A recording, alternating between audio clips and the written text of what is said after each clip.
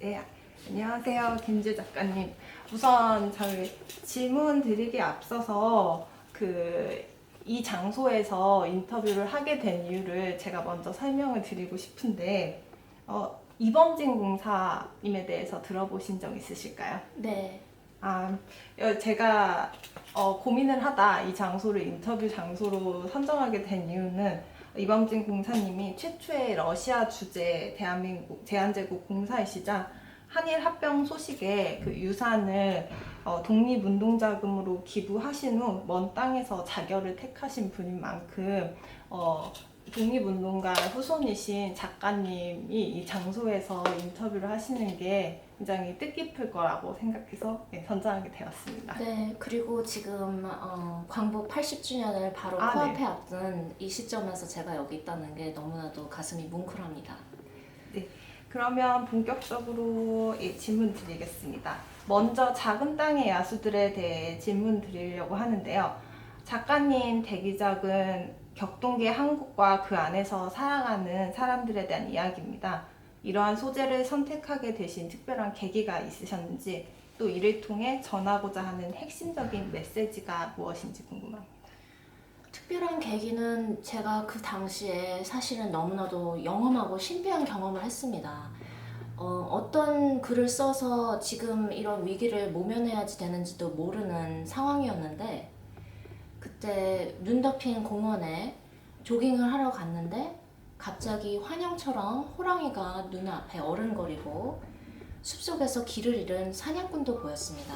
그리고 이 소설의 줄거리가 많은 부분 눈앞에 스쳐 지나갔는데요. 저는 그 한순간의 영감을 안고서 집으로 곧바로 뛰어와가지고 작은 땅의 야수들의 서문을 쓰기 시작했습니다. 그것도 한 번에 20페이지 정도를 쉬지 않고 썼는데요.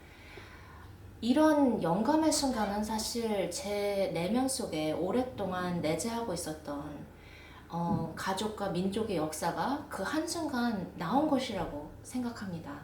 저는 어렸을 때부터 독립운동을 도우신 외할아버지의 이야기를 듣고 자랐으며 한국 근대의 역사와 문학을 너무 사랑해서 늘 읽고 가깝게 생각하고 지냈기 때문에 그런 영감이 저한테 올 수 있었던 것 같습니다. 이런 이야기를 통해서 제가 전하고 싶었던 메시지는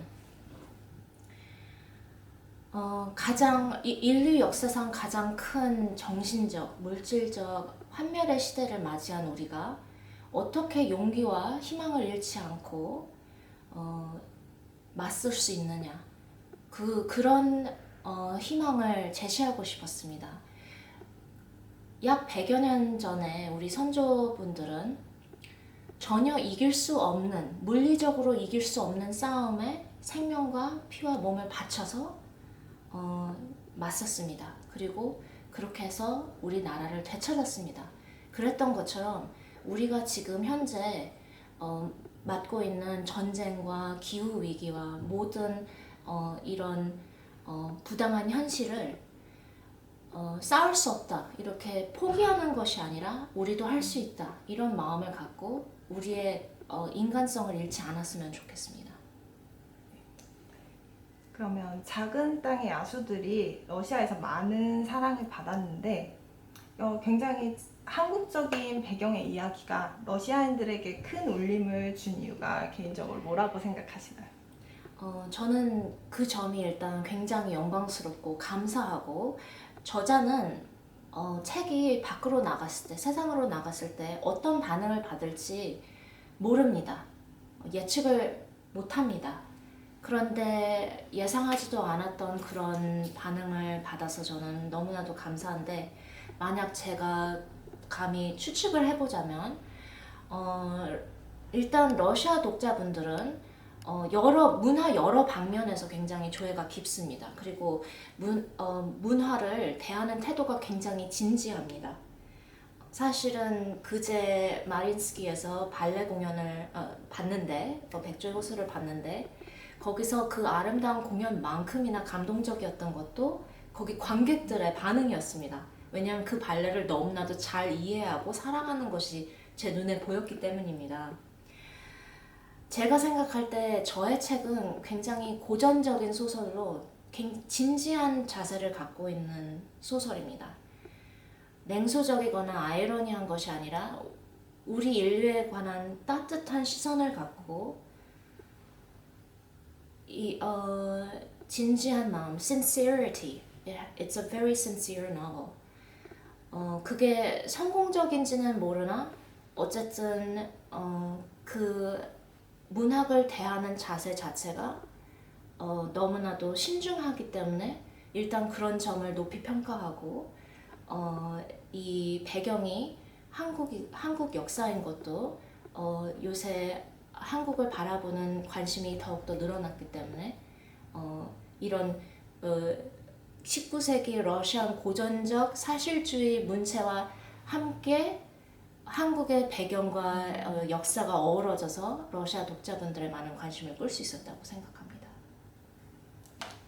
그럼 이제 문학에 대한 작가님 개인적인 철학에 대해 좀 질문 드리려고 하는데요. 작가님께서는 과거 인터뷰에서 러시아 문학과 정서가 통한다라고 여러 번 언급하신 적이 있습니다. 작가님이 생각하시는 러시아 문학의 특징과 강점은 무엇인가요? 알렉산드르 솔제니친이 노벨상을 수상했을 때 말한 것이 있습니다. Through Russian literature, we have long become accustomed to the idea that world literature can do much and must do much for the people. 제가 정확하게 이거를 기억하는지는 모르겠는데 대충 그런 내용입니다. 한국어로 번역을 하자면 러시아 문학을 통해서 우리는 세계 문학이 세상을 위해서 할 수 있는 일들이 있고 반드시 그렇게 해야지만 된다. 책임이 있다. 이렇게 말을 한 내용입니다. 근데 저는 그것이 러시아 문학의 철학을 잘 함축한다고 생각을 합니다. 그런데 사실은 그것은 한국 문학과도 상통하는 이야기입니다. 한국 문학의 굉장히 핵심적인 철학이 실천입니다. 실천. 이게 책이 이 표지와 이 표지 사이에 있는 것만이 책이 아니라 그것만이 작가의 책임이 아니라 작가의 책임은 이 밖의 세상에 있다. 그게 저는 한국 문학가의 한국 문인의 생각이라고 생각합니다. 그리고 그게 바로 제가 갖고 있는 것인데요. 그렇기 때문에 러시아 문학과 정서가 통하지 않을 수 없습니다. 그럼 앞선 답변과 조금 연관될 수도 있는데 작가님께서는 디아스포라 문학의 역할과 책임에 대해 고찰하고 관련 세미나에도 참석하셨던 것으로 알고 있습니다. 연구를 많이 하셨네요. 작가님이 생각하시는 그 디아스포라 문학이 나아갈 방향이 무엇인지 그 책임이 무엇인지 말씀해 주실 수 있을까요? 첫째로 디아스포라 문학은 결국 문학입니다. 어느 나라에서 어떤 배경을 가진 이주자든 거기 원래 살던 원주민이든 어떤 배경을 가진 어떤 인종의 문학가가 책을 쓴다고 해도 결국 이것은 시냇물, 강물에 불과하며 나중에는 이 커다란 대양과 같은 세계 문학의 물결에 합류합니다. 그렇기 때문에 디아스포라 문학이 갖고 있는 앞으로 나아가야지 할 방향은 모든 문학의 방향과도 같다고 생각합니다. 제 생각에는 그것은 일단 책임의 범주를 넓히는 것입니다. 여태까지 한인 디아스포라 문학이 중점을 두었던 점은 많은 경우 한인들이 다른 이 다민족 국가에서 살면서 겪는 시련, 불평등, 그리고 그거를 어떻게 극복하는가 뭐 이런 내용이 많았고 그건 물론 중요한 주제입니다. 그런데 앞으로 더 나아가면 더 나아갈수록 디아스포라 문학가들은 그 자신의 책임의 범주를 더 넓혀서 이 세상, 이 지구의 모든 생명들을 다 생각하는 그런 문학을 창조했으면 좋겠습니다. 그리고 지금 현재의 유행을 따르는 것보다는 앞으로 20년, 30년, 50년, 100년 뒤에도 읽힐 수 있는 소설을 항상 생각하고 목표로 삼으면서 글을 써야지 합니다. 글을 써야지 됩니다. 그러면 이제 신작인 밤새들의 도시에 대한 질문으로 넘어가려고 합니다. 우선 발레라는 소재를 선택하고 집필하시게 된 결정적인 계기가 있으신지, 그리고 또 혹시 집필하시면서 모델로 염두에 둔 발레리나 혹은 발레리노가 있는지, 뭐 아니면 그게 아니라면 개인적으로 좋아하시는 발레리나나 발레리노를 말씀해 주셔도 됩니다. 어, 제가 9살 때부터 발레를 하기 시작했습니다. 그리고 지금도 성인으로서 취미 발레를 하는데요. 물론 평생 동안 발레를 관람하고 사랑하고 흔히 말하는 발레토만입니다. 그래서 제 인생에 아주 큰 열정이 발레입니다. 그래서 거기에 관해서 소설을 쓰게 됐는데, 사실은 이 소설은 발레에만 관한 이야기가 아니라 예술에 관한 이야기입니다. 그래서 한 문장으로 밤새들의 도시를 정리하라면 저는 예술가와 예술 간의 사랑 이야기라고 하고 싶습니다. 그리고 이것은 사실 작은 땅의 야수들 집필하고 출간하는 과정에서 제가 느낀 많은 점들을 이 발레라는 세계를 통하여 투영할 수 있었습니다. 집필을 하면서 저는 여러 무용수들을 관찰을 했는데, 한 예술가로서 저는 무용수들의 사생활을 굉장히 보호하고 싶고 그분들을 존중하기 때문에 사실은 사생활, 이분들의 배경 이런 것을 연구를 많이 안 했습니다. 의도적으로.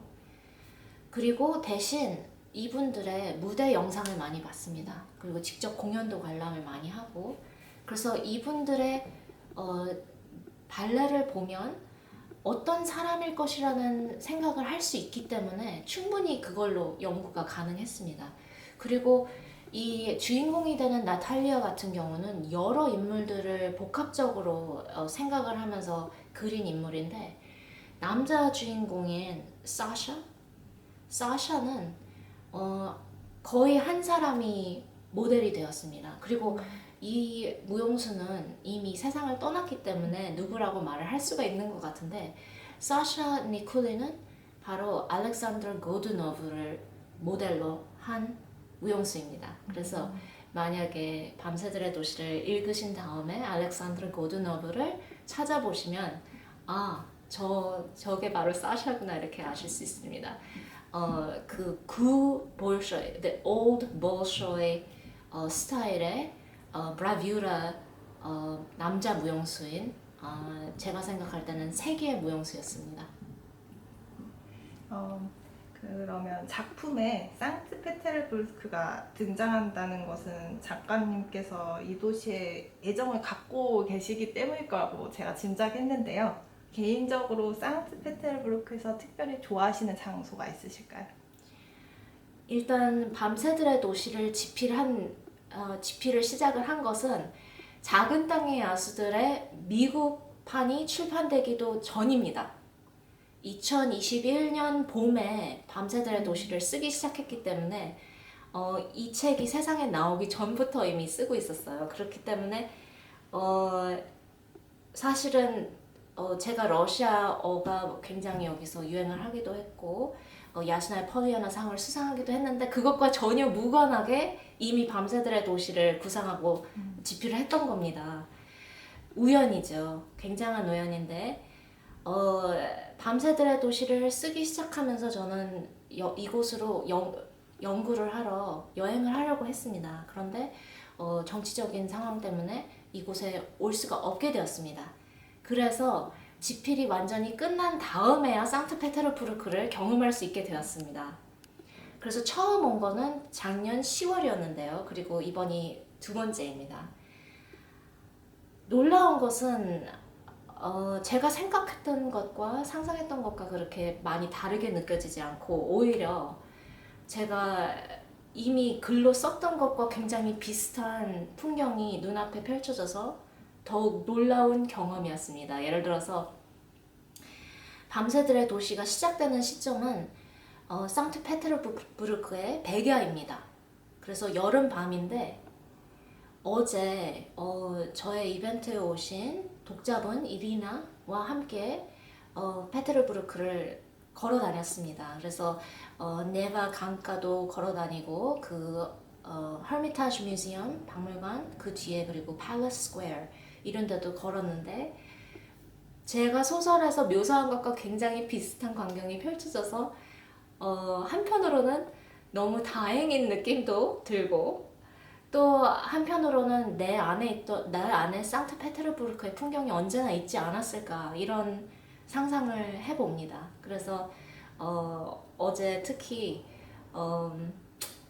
팔레스 스퀘어에서는 이렇게 반짝반짝 빛나는 장난감 이렇게 하늘로 이렇게 씩 올라가고 이러는 걸 파는 사람들이 있었고 또 아이들이 놀고 있었는데 심지어는 제 소설 속에도 그 장면이 나오는데 저는 여기 한 번도 온 적이 없으니까 아마 저런 것이 있을 것이다. 여름 밤에는 사람들이 놀고 연인들도 산책을 하고 저런 장난감도 팔 것이다 그랬는데 그런 제 생각이 적중을 해가지고 너무나도 재밌고 신기했습니다. 네, 그러면 마지막 질문을 드리겠습니다. 작은 땅의 야수들이 각국에서 많은 사랑을 받았던 만큼 신작에 대한 관심도 굉장히 큽니다. 근데 신작을 통해서 미래 독자들에게 전하고 싶은 메시지가 무엇인지 아니면 독자들이 어떤 부분을 염두에 두고 감상을 했으면 좋겠는지 말씀해 주세요. 제 첫 번째 책 작은 땅의 야수들은 저의 뿌리에 관한 것입니다. 각 책은 이미 저의 가장 중요한 테마를 다루는 것이기 때문인데요. 그래서 두 번째 책은 예술, 이번 11월에 영국과 미국에서 동시 출간하는 책은 자연에 관한 것입니다. 그리고 지금 현재 집필하고 있는 네 번째 책은 신앙에 관한 것이에요. 신앙, 믿음. 이 두 번째 책 예술에 관한 메시지는 우리는 아름다움, 미, 예술 이런 것이 사치라고 생각할 수 있습니다. 아니면은 지금 이런 세상에서 불필요하거나 가장 중요하지는 않은 것이라고 생각할 수 있습니다. 사람들은 일단 배고픔이 해결이 돼야지 되고 폭력과 전쟁이 없어지고 평화가 있어야지 되며 그 다음에 예술이나 미를 생각할 수 있는 것이라고 생각합니다. 그리고 이것은 한 예술가인 제가 매일 고민하는 점이기도 합니다. 과연 이런 세상에서 제가 책을 쓰고 평화롭게 여러 나라를 여행을 다니면서 독자들과 만날 수 있는 사치를 누릴 수 있는가? 예를 들어서 사르트르가 말했듯이 책은 배고픈 아이를 먹여주지 못하는 것입니다. 그렇지만 저는 밤새들의 도시를 집필을 하면서 저의 대답을 찾았습니다. 그것은 바로 미는 사랑의 반대가 아니라는 것입니다. 아름다움이 사랑이고 사랑은 곧 아름다움입니다. 진실, truth, beauty and love 이것은 세 개가 다 연결이 되어 있는 것이기 때문에 가장 아름다운 것은 우리를 진실의 눈에 뜨게 하고 그렇게 하면은 우리는 더 세상을 사랑할 수 있습니다. 그렇기 때문에 이런 관점으로 예술을 접하고 이 소설 속의 아름다움에 심취한다면 아마 세상을 더 연민의 시각으로 바라보고 더 사랑할 수 있게 될 것 같습니다. 네, 감사합니다.